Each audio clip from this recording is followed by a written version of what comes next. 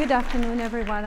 Every day we hear about digital technologies, social media, platforms, AI, robots.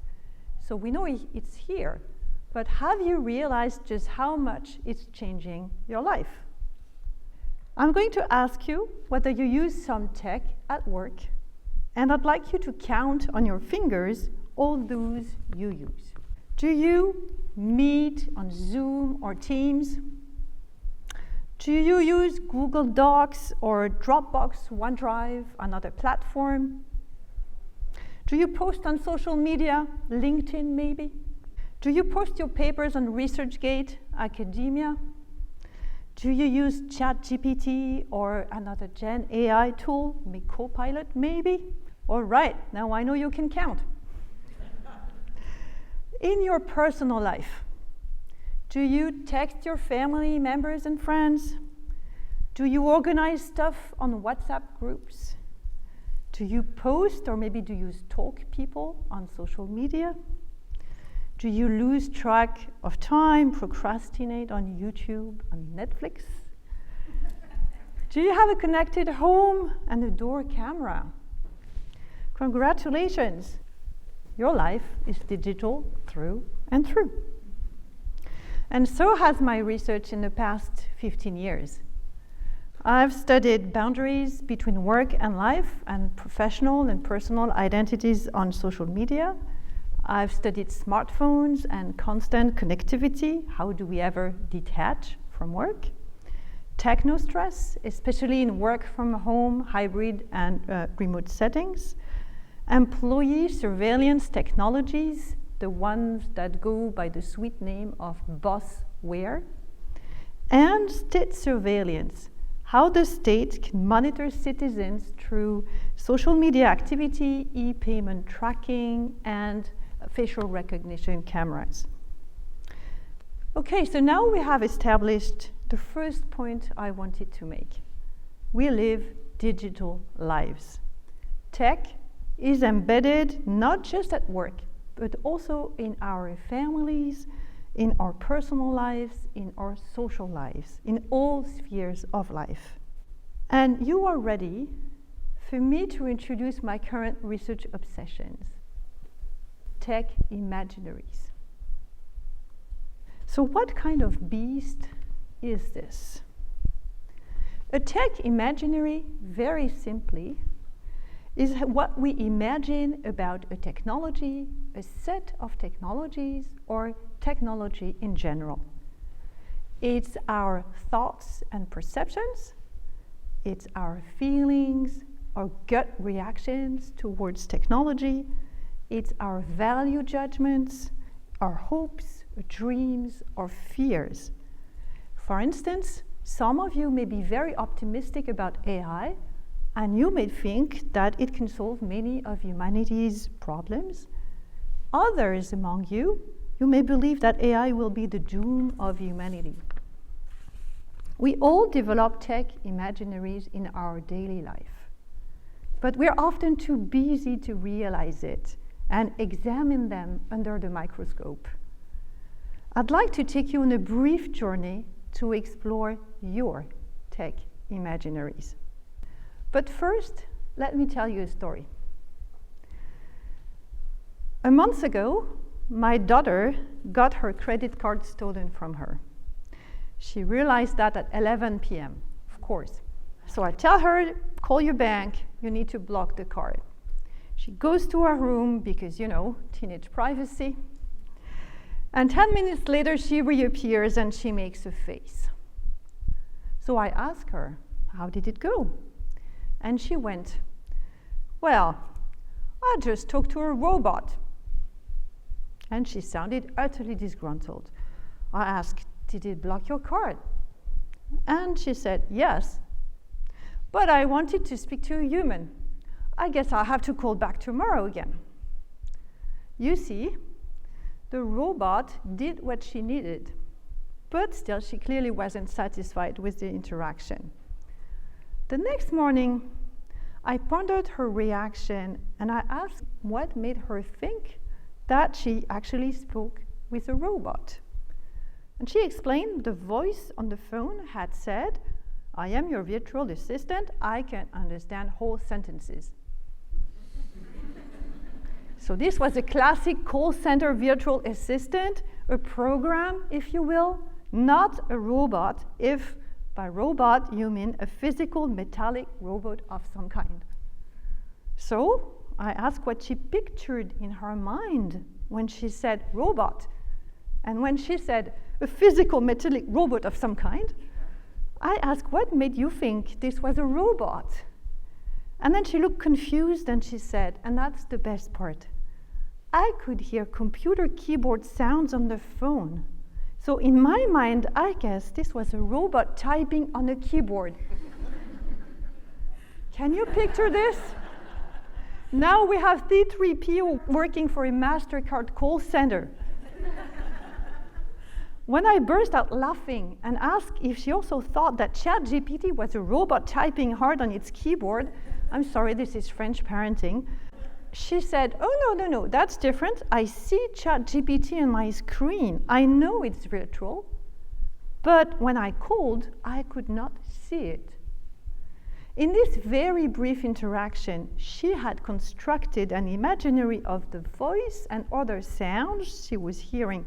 She wasn't even fully aware that this imaginary did not reflect what she actually encountered, a program powered with voice recognition.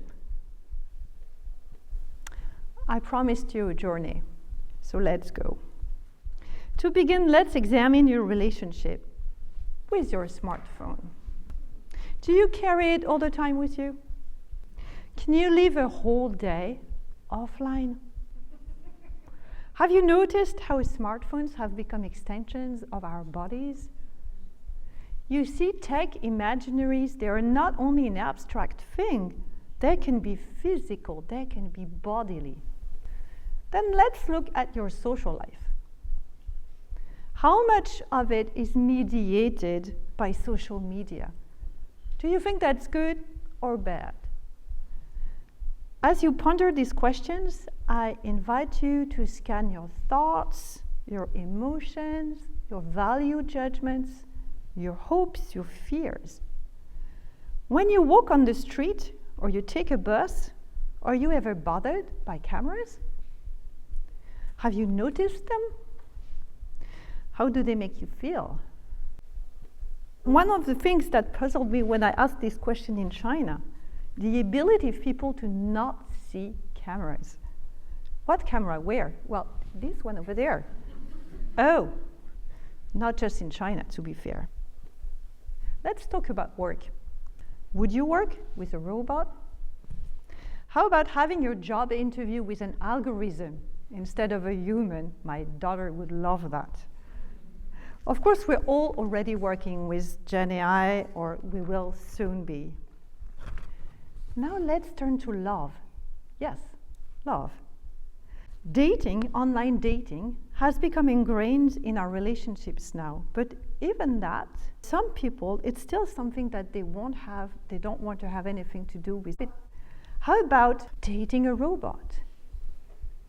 It's already commonplace in China, in Japan, other countries, to engage in relationships with virtual companions. Some people call them virtual lovers.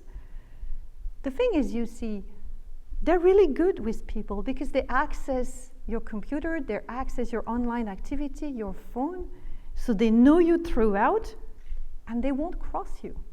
They tell you what you want to hear. Some research anticipates there will be marriages with humanoids or robots by 2050. Is your son or daughter-in-law going to be a robot? And I said, son or daughter-in-law, but are they going to have a gender? Feminism views tech as an emancipation tool to reconfigure social order and get rid of genders. So that's a real question. Now that I have spooked you right, would you entrust your baby to a robot nanny? What about your pet? Patents have been filed for robot dog workers. I would not bet on one when my dog sees a squirrel. What about your mother-in-law?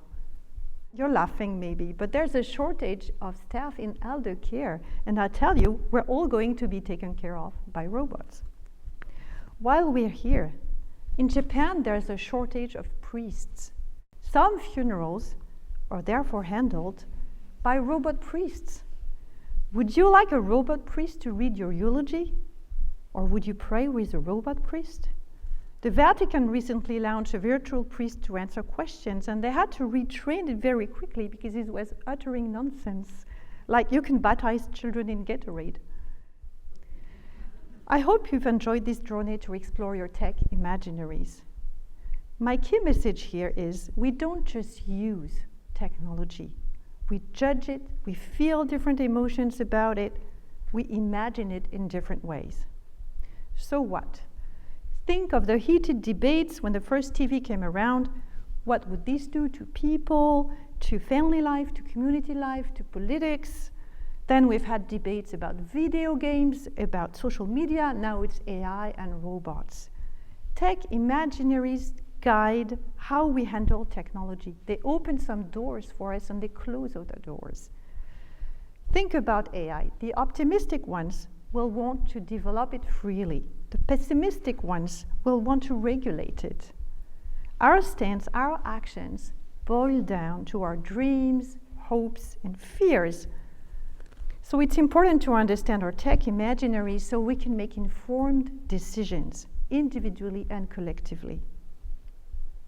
Mind you, tech imaginaries are a complex beast. They are multifaceted, they are context sensitive, and they can be ambivalent.